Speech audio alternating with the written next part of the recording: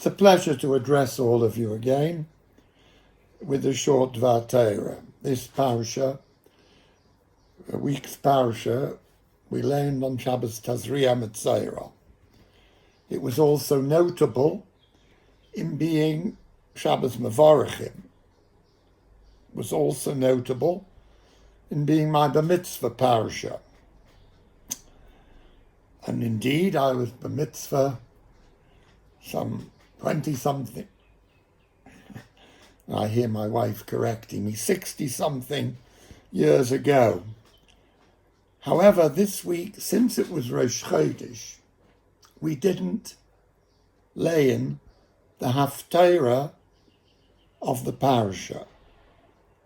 And what I want to say this morning, or whenever you're listening to this, concerns the Haftarah. Gehazi was one of the great miscreants of Klal Yisrael, one of the great sinners, one of those very few, in fact only 3 commoners, who we are told, Ein lahem chelik l'olam haba. What did he do to deserve this? Well, while ostensibly he was an assistant to Elisha Hanavi, in fact, he undermined Elisha at every possible opportunity. He tried to stop the growth of the yeshiva. He was, according to Chazal, a tsar ayin.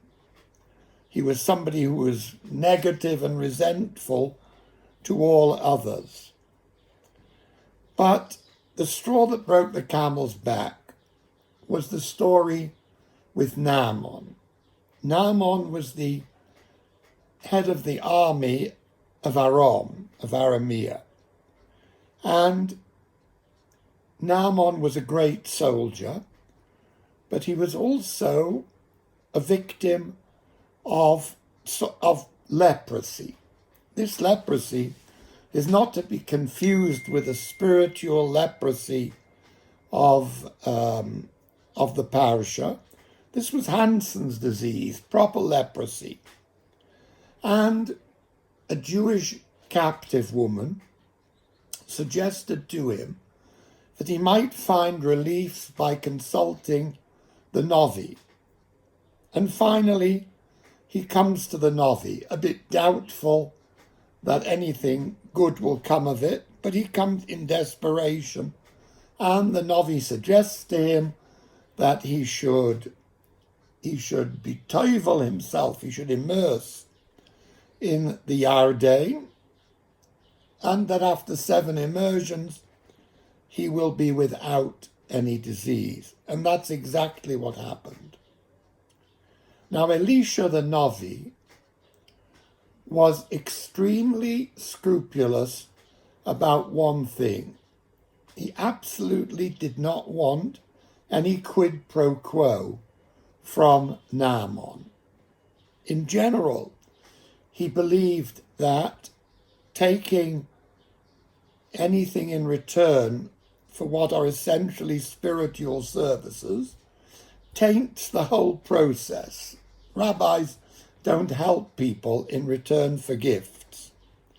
But more particularly, he realized that if he took anything, he would be placing himself in the center of the picture, as if he was a function of this whole thing. And he wanted to emphasize that it was only Hashem and nothing to do with him.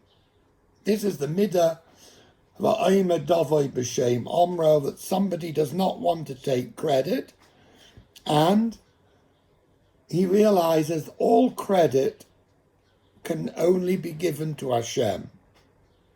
And this is the sign of true religious devotion, which we find going back to Yosef HaTzadik, who in exactly the same way protested to a grateful Pharaoh that it was nothing to do with him. It was all channeling of the Koyach of Hashem.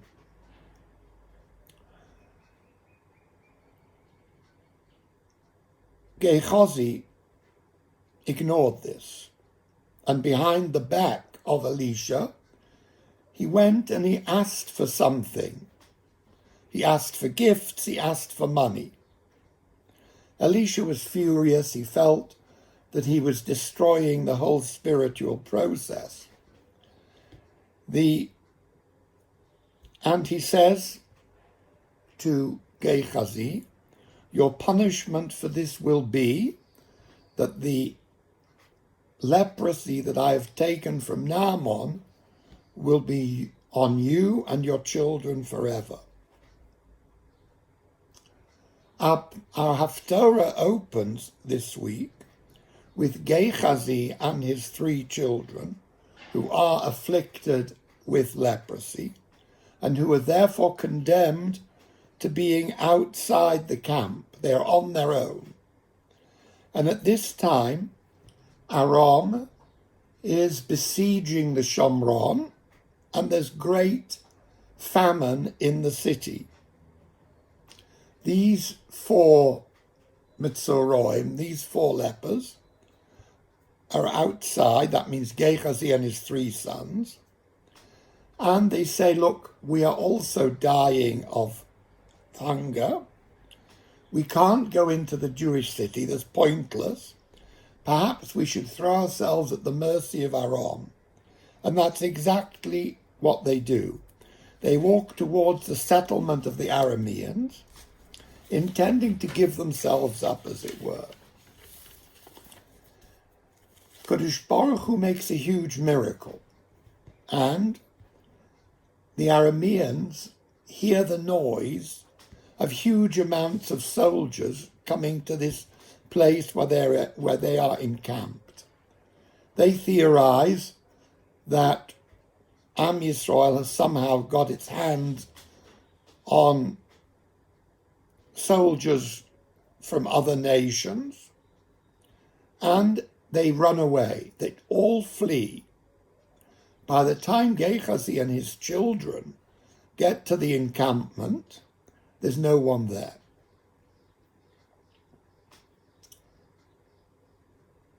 They eat, and then they go and inform the Jews in the besieged city of Shomron, all of whom come and benefit from the food and everything else which is left in the city.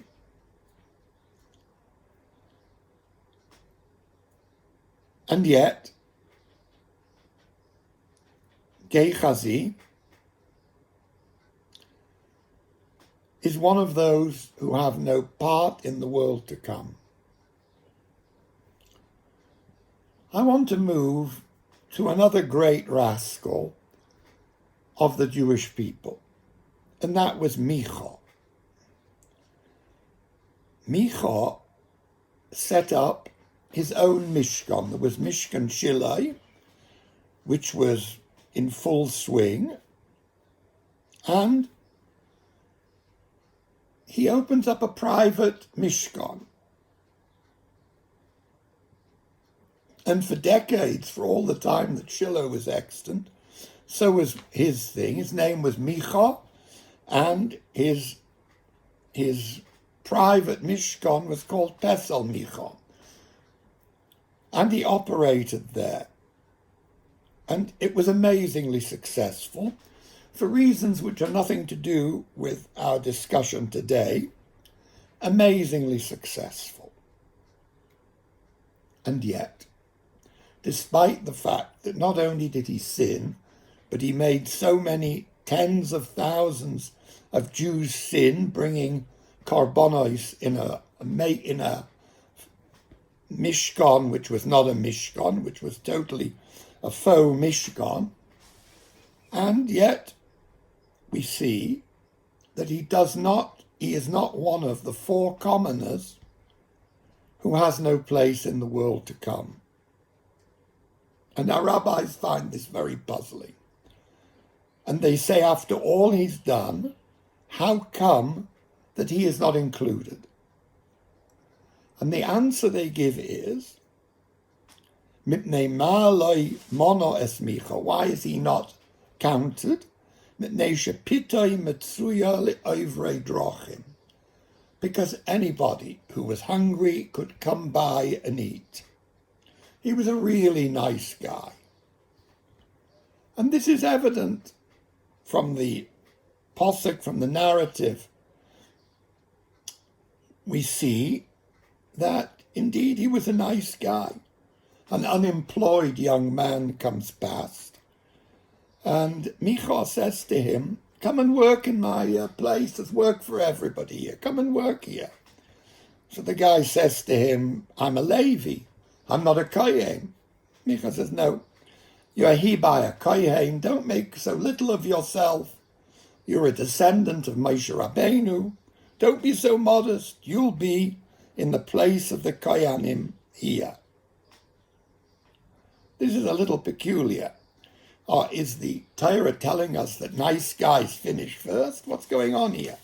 Why is it that he's not one of those who are excluded from Olam Haba by virtue of causing so many others to sin?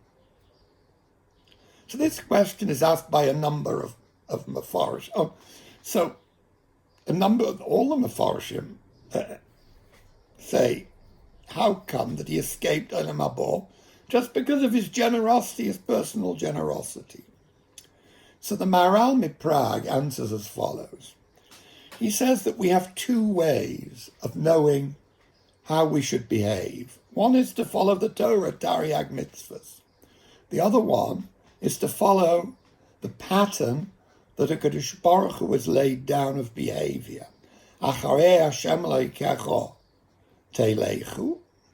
So we say, Ma Hashem goimel chasadim, just as a HaKadosh Baruch Hu's generous, so you have to be generous. We name a number of midos. Says the Maharal that while it's true to say that he did wrong, Avodah Zarah is essentially described as leaving a HaKadosh Baruch Hu, who is the true source, Makoyer Mayim Chaim, of life-giving waters, and digging wells which are barren wells. Inasmuch as he certainly did that, but on the other hand, he demonstrated that he was cleaving to the midos of HaKadosh Baruch Hu, so we saw some merit in this, and he escapes those who cannot get into Olam Haba. The Ben Yehoyada theorizes that some of these hungry people, absent the food that Michiyahu gave them, would have died. So he was Matzil Chaim, he saved their lives. And we're told that the reward of someone who saves the life of others is very great. And therefore, he escapes being one. I'm not saying he has an easy ride into Olam Haba, but he's not totally excluded. That's all we're saying. He's not totally excluded as a result of the fact that he may have saved lives during the decades that he was extant. My teacher, Rabbi Lapin Zatzal, asks a totally different question. He said, if indeed we say that Micha escapes Gehenna, of being excluded from the next world, by virtue of his actions of chesed, why does Gehazi not enjoy the same privilege? After all, he was the one who went to the besieged town of Shomron, and he told the people who were desperate for food that there was a village a few miles away where they could get everything. They could get all of the food. So surely he saved lives as well. Surely this can be seen as a Ma'aser Chesed. So why is it that he doesn't escape being divorced totally from Olam Haba on the basis of what he did? My teacher answered by learning more closely the psukim in Malachim Beis. And it tells the following story, that Gehazi and his children came and found that everyone had gone away, that he came to the city where the Aramim were, and he found that everybody had gone away. So what did he do?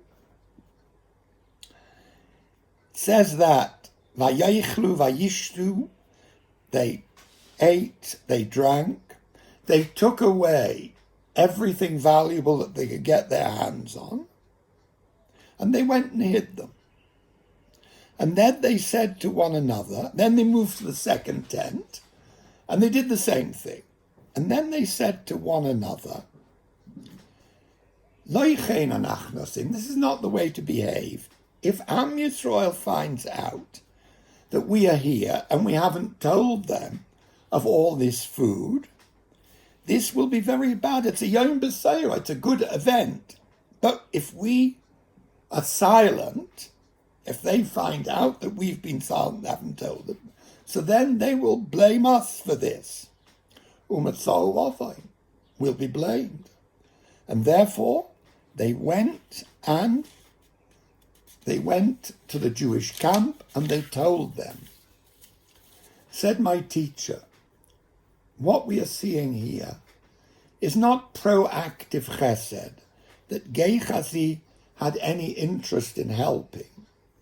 He realized that if he was to take everything for himself and not tell about this largesse to others, that he would suffer from this, he would be blamed. This, said my teacher, is not called chesed. This is one more example of taking. They were frightened of the consequences. They weren't giving. They realized that they had no choice, as it were, but to go and tell the Jews. This b'di'eved, this doing things in this way, was by no means enough for Gehazi to be granted entrance at any point whatsoever to Olam Haba. And thus, say Chazal, Gehazi ein lo chelek li Olam Haba.